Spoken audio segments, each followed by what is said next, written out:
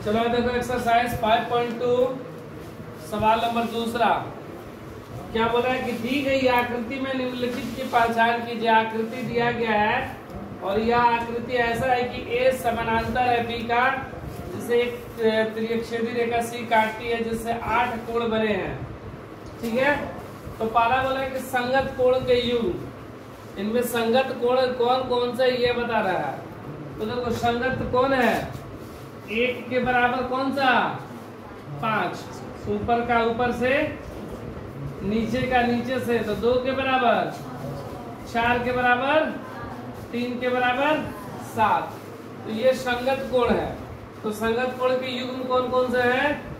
कोण 1 के बराबर कौन सा 5, एक जोड़ा, फिर 2 के बराबर 6।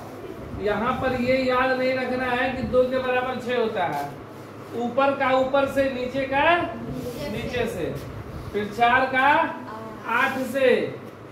कोण 4 किसके बराबर है, कोण 8 के, और 3 किसके बराबर 7 के। ये मेरा संगत कोण है। और संगत कोण के युग्म क्या होते हैं, बराबर। जब दो रेखा समानांतर और एक तिर्यक रेखा काटे तो उनके संगत कोण आपस में बराबर होते हैं। दूसरा बोल रहा है कि अंतः एकांतर कोण युग्म। तो एकांतर कोण 2 होता है, एक अंतः एकांतर होता है, एक बाह्य एकांतर। लेकिन हमसे यहाँ अंतः एकांतर मतलब अंदर की तरफ से। तो 3 जो है वह किसके बराबर हो जाएगा, 5 के। 3 किसके बराबर 5 के, और 2 8 के। यह अंतः एकांतर कहेगा। अगर बाह्य एकांतर बोलता है तो 4 के 6 और 1 का 7। तो हमसे अंतर एकांतर बोला गया है।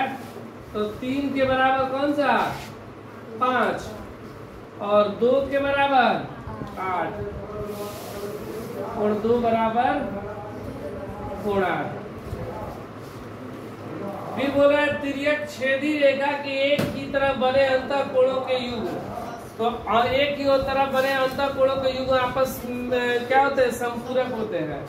तो 3 और 8 को जोड़ने पर 180 और 2 और 5 को जोड़ने पर 180।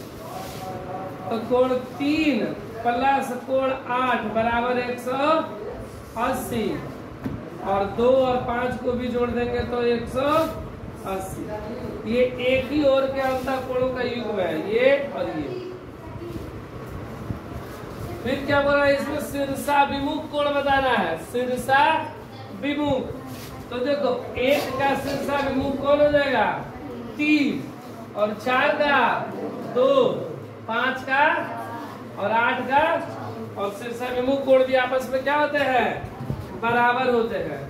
तो देखो कोण 1 के बराबर कोण 3, और फिर 4 के बराबर 6। कोण 4 के बराबर 2 है, 6 नहीं।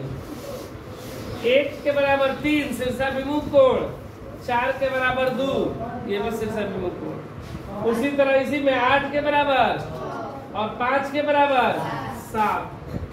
कोण 8 के बराबर 6 और कोण 5 के बराबर कोण